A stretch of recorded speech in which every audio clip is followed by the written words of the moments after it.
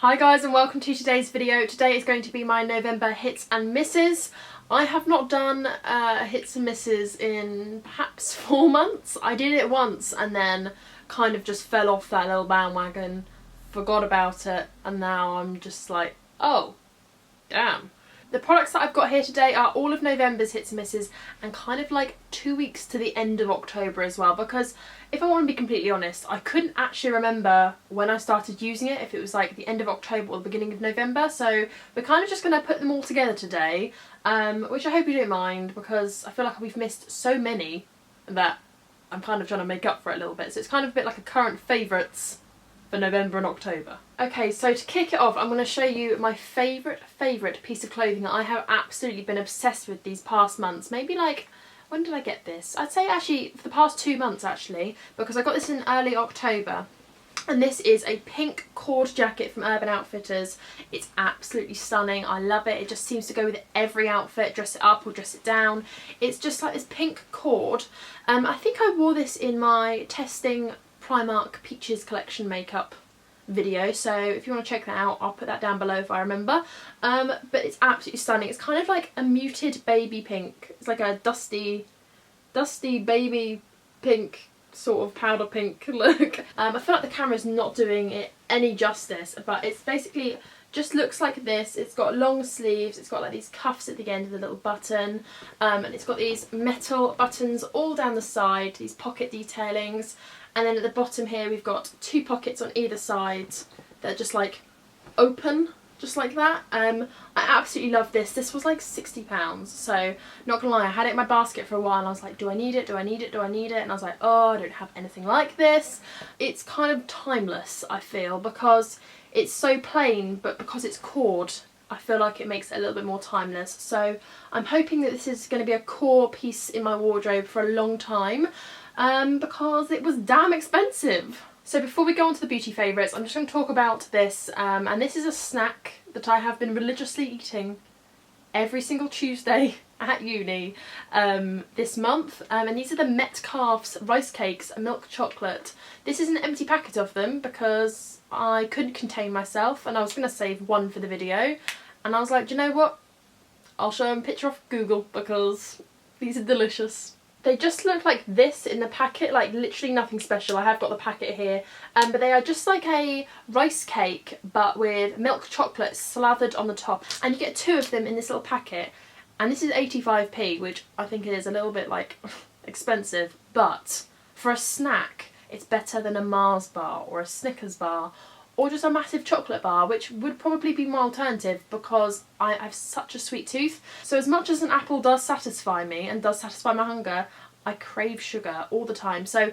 it's kind of a bit of a better snack, I think, than a chocolate bar. And these are suitable for vegetarians, gluten-free. They're 81 calories per rice cake and they've got no artificial colours in. So I've definitely fallen in love with them. So I want to find a bigger packet, and I've just seen, as I was looking for the photo of them, that they do them in like share bags, so I might just be having a share bag to share with myself. Okay, so onto the beauty favourites. I actually went to Lush about a week ago now. I only bought a couple of pieces, but yeah, if you want to see a picture of what I bought, it's on my Instagram, so I'll put that down below if you want to check that out. You know you do. And I actually bought a new lip scrub, and this is the Sugar Plum Fairy lip scrub, and it's kind of just like purple, and they are £5.95, which I don't know how I feel about that. I feel like it's a bit extortionate for a lip scrub when I know really what's in it. It's just basically like sugar and oil, so I'm like, oh, so expensive, but they are amazing. I actually already had the honey one. I don't know if you can see this, I'll open it up and show you. I have made a pretty big dent in it, as you can see. I don't know if you can just about see how much I've got into that. The top bit is drying up a little bit, but I'll just get a wet finger and just kind of try to soften it up a little bit. And so, oh, I absolutely love the smell of this. This was already one of my favourite lip scrubs anyway. So I was in Lush and I was actually after something else, and I saw this at the counter, always gets me, and I was like, do you know what, that sounds delicious. And then I realised it smells of cowpole. Like, I love cowpole. I was always one of those children that kind of like wanted to get ill just so I could drink the cowpole that your mum gave you, you know. This smells like cowpole. I don't know what it is, like the strawberry in it. So I don't actually know what's in it specifically. I'm thinking plum because it's Plum Fairy, but I'm not sure. It's just this beautiful pinky purple colour, if my camera will focus on that. And they do come really full to the top. Like, I've only used this a couple of times. It's still, you know, still to the brim. So I've been really enjoying these, to be honest. And I've just been kind of really exfoliating my lips, especially in this sort of colder weather now. We're starting to get a bit cold in England. So yeah, just remembered my love for the Lush lip scrubs. So the next thing has been my favourite ever since it came out. Literally the week it came out, I just thought, I want that, and I bought it, and I can't put this down. And this is the Rimmel London Lasting Finish 25-Hour Breathable Foundation. As you can see, it just looks like any of their other foundations, just, you know, that slanted lid, the bottle shape. So apart from the silver cap and the packaging itself, it just looked exactly the same. And I was like, oh, you know, I'm gonna have a look. And then I saw the freaking applicator for this. Look at that, can you see that? I don't know, let me get a bit closer. Can you just see that this is like a massive doe foot applicator for your face? I am obsessed. Like, hang on, let me swatch this on the back of my hand. Like, it is quite big, if you can see that against my face. It just looks perfect on my sort of hand and on my face. It just makes my foundation look really, really lovely. But what I love most about this foundation is it just does what it says on the tin almost.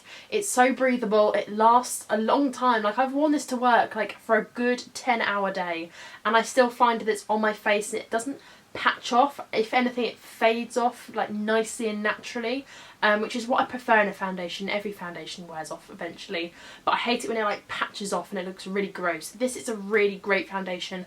I won't stop recommending it until they like change the formula, which they've done for a couple of foundations. I see you, Rimmel. I have actually recommended this now to 2 whole people.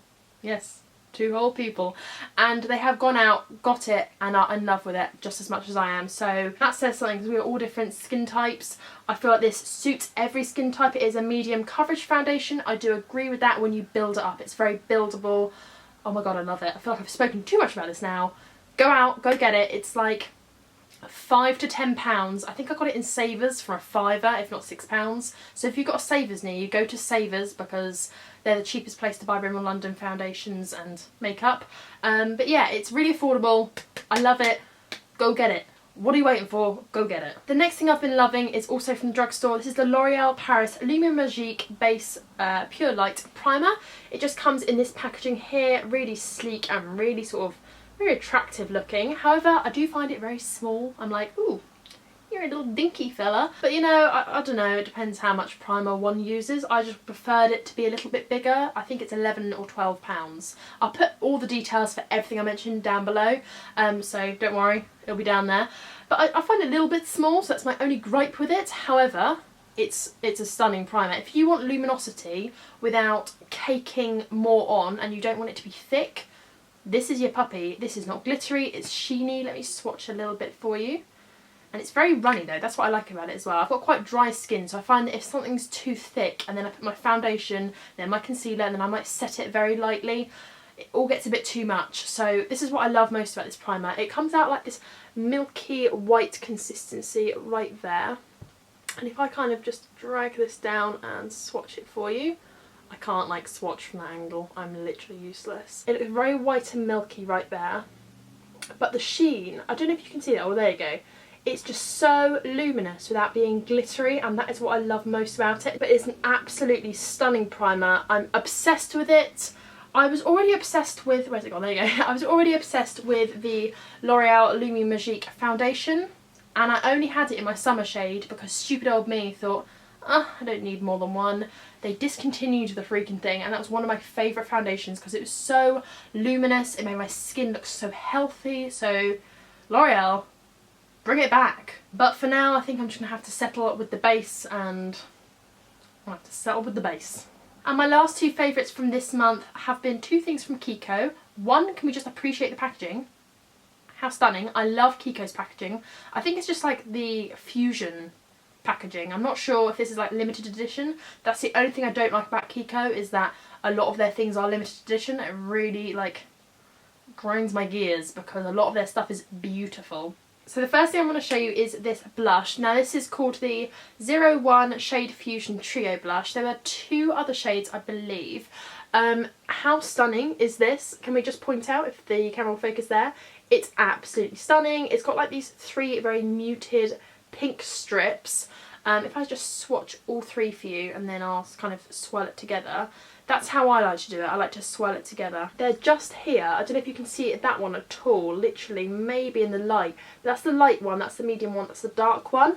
And then all together, which is normally what I do, I just get like a brush and swirl it all around. It just creates this beautiful, like, I can't even explain, like this shade right here. It's like this very muted rosy colour. The camera is playing me today. There we go. There's a very rosy muted pink. I absolutely love it. I've just dug my nail through it. Oh, for God's sake. Great. So yeah, I can't rave about this enough. It's just so silky. It blends onto my face beautifully. All three of them mixed together just make that beautiful shade. It's just like, I love it. It's a yummy shade. I love it.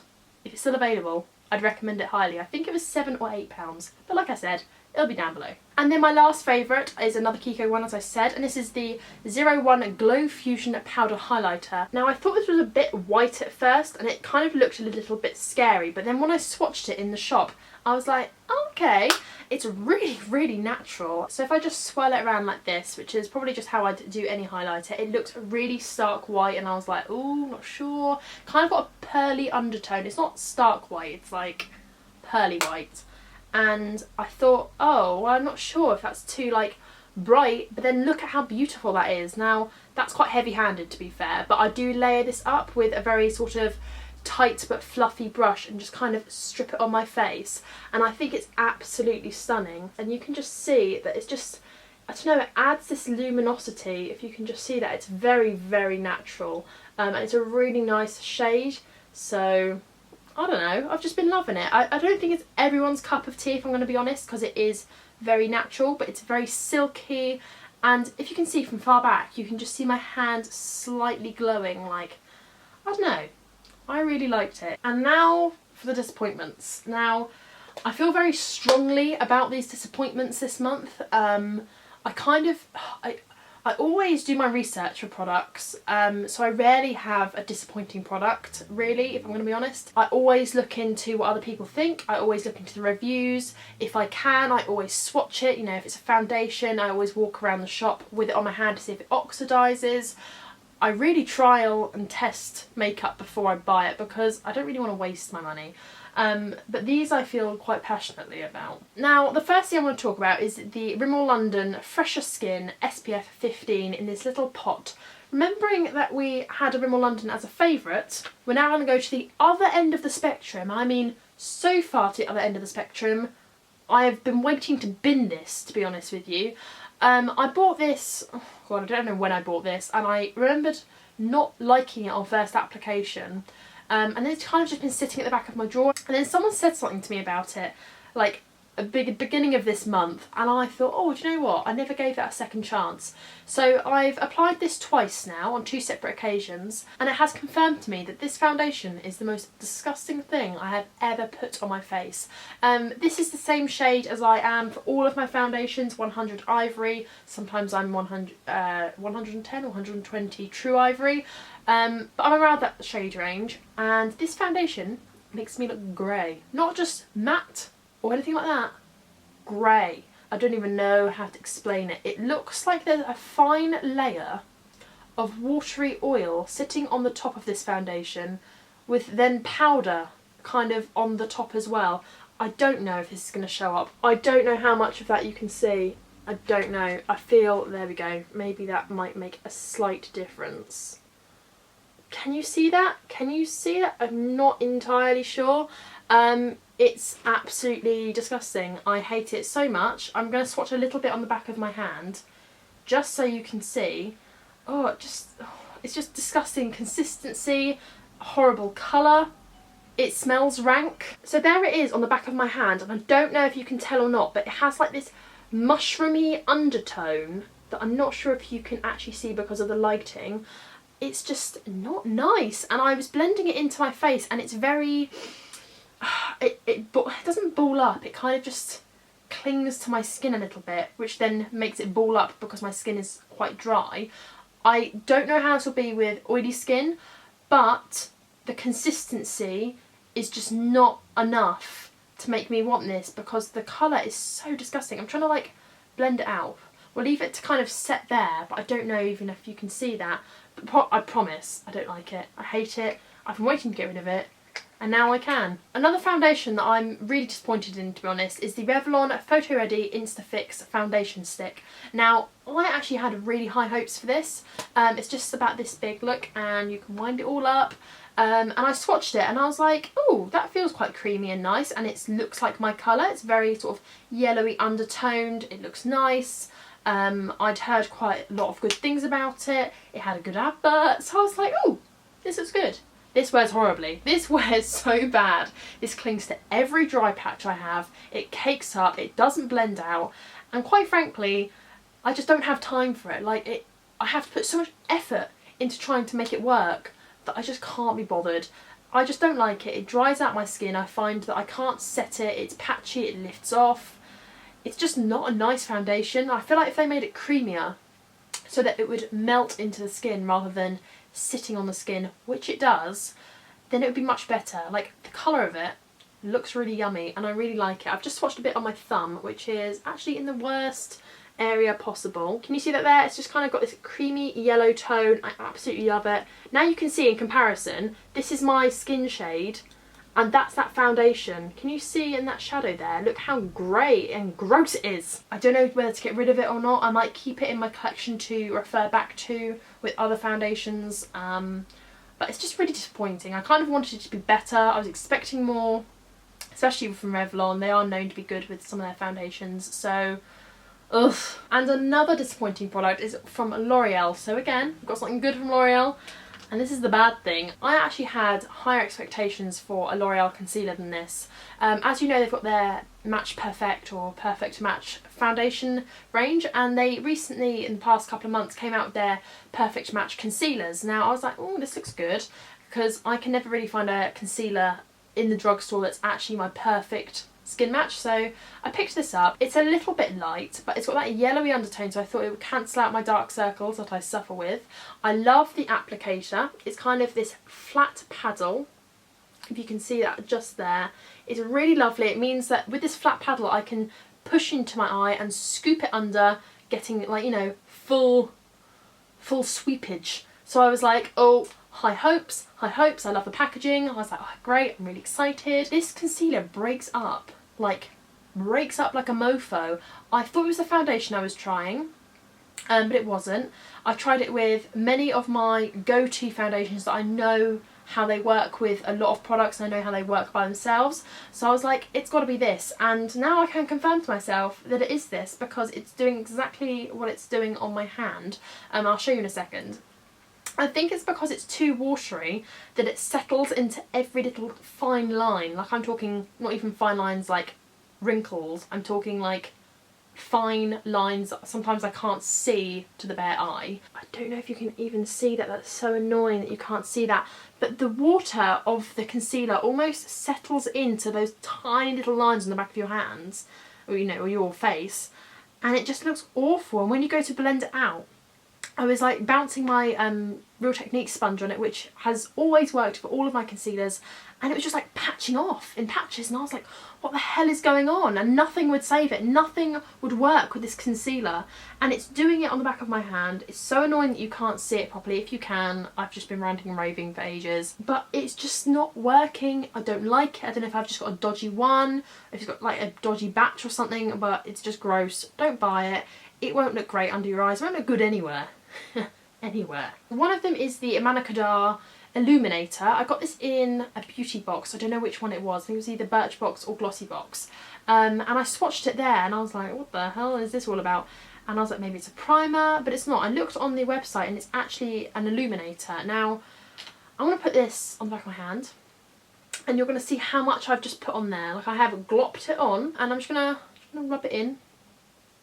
I think I've rubbed it all in now. It does come off obviously pink, so you would have to rub it in so it's not like a pink streak on your face.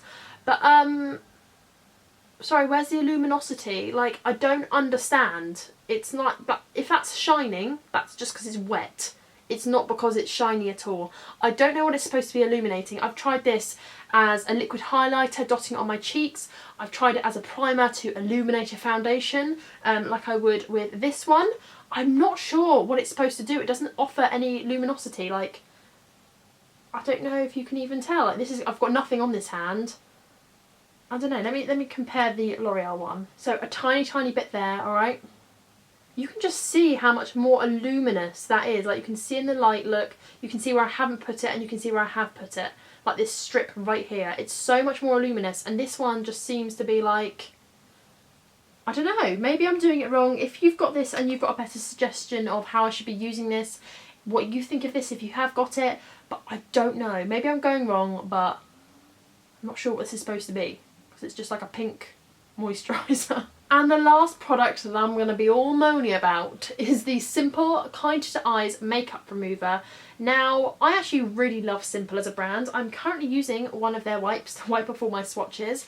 The micellar ones are my favourite. I repurchase them time and time again. I have the Simple Foaming Cleanser. I love Simple as a brand, and I think they're really nice and delicate on the skin. However, this doesn't remove my eye makeup, so that's my problem with it. I've tried working in circular motions with just a cotton pad, so that's what I use it with, cotton pads. I've tried just using a little bit, and I've tried soaking it, like soaking it and holding it against my eye. I've tried a number of things, and it seems to get the initial makeup off, but doesn't seem to get everything else off, and I don't like that. I like a product that's kind of all in one and done, taking it off. Of course, when you've got like glitter and really hardcore makeup on, I don't expect it to do that. But makeup like this, which is just eyeshadow and mascara, there's nothing else going on apart from eyeshadow and mascara, it wouldn't take it off. So I don't know why it says removes waterproof mascara, because it bloody doesn't, because I've tried it on my lower lash line and it didn't come off. So I'm nearly done with this. I'm just kind of using it to use it up. But I don't like it. It doesn't do anything. So yeah. It's just micellar water all the way compared to this. I don't like it. So that was my hits and misses for this month and a little bit of October. If you've got anything different, or you've got something really stand-out-ish that you've really been enjoying this month or really hating this month, please do sound it off in the comments below, because I really like to know. I like to know what people are enjoying, what people are hating, because then I can try it out myself and be like, yeah, they're right. Before I do finish this video today though, I would love to ask for a tiny little favour from you guys, and that is to fill out a survey below. I'm going to leave the link down below. It's for my best friend. She's in her 3rd year of university, so that's her last year, and she's got this module that's kind of like sustainability within the beauty industry, and we had this conversation about it, and it's really interesting actually about, you know, microbeads in the products, how sustainable products are, you know, are they vegan? Where are they coming from? How much water is used in the production of the makeup? You know, is the beauty industry sustainable? And it's a really interesting subject if you love beauty as much as I do. I'm really sort of interested in where my products come from, and I think a lot of people are, and we are becoming more aware of that nowadays. You know, where we get our products from, and if they're good for us, if they're good for the environment, things like that. But yeah, if you are aged 18 to 34, please would you spare like a couple of minutes, it's only a few questions, and fill out that survey just to really help her out, because she's got to get at least 100 people to do it, and we live in a little town, let me tell you. Maybe it'll even spur some food for thought for you answering the questions, thinking about the sustainability of the beauty industry and where our makeup comes from, where our skincare comes from, all that sort of stuff. It's actually really interesting, I promise you, so maybe it'll spur some thought. But yeah, I rambled on enough. Please do that, that would be really greatly appreciated. And if you do complete the survey, sound that off in the comments below as well, because I'd love to know what you think about the beauty industry and its sustainability. I'm like a bit of a nerd, I find it really interesting, so if you've got any thoughts about that and just a little conversation, put it down below, because I'd love to talk about it and see what you think. So yeah, thank you so much for watching, you guys. Thank you for doing that if you do, and I know you will, because you love me. Thank you so much for watching, and I will see you in the next one. Bye! Favourite whole of October. We're in November. She went to Lush about a week ago. I've just started it. It's bright. Shit, I've got lip scrub on my floor.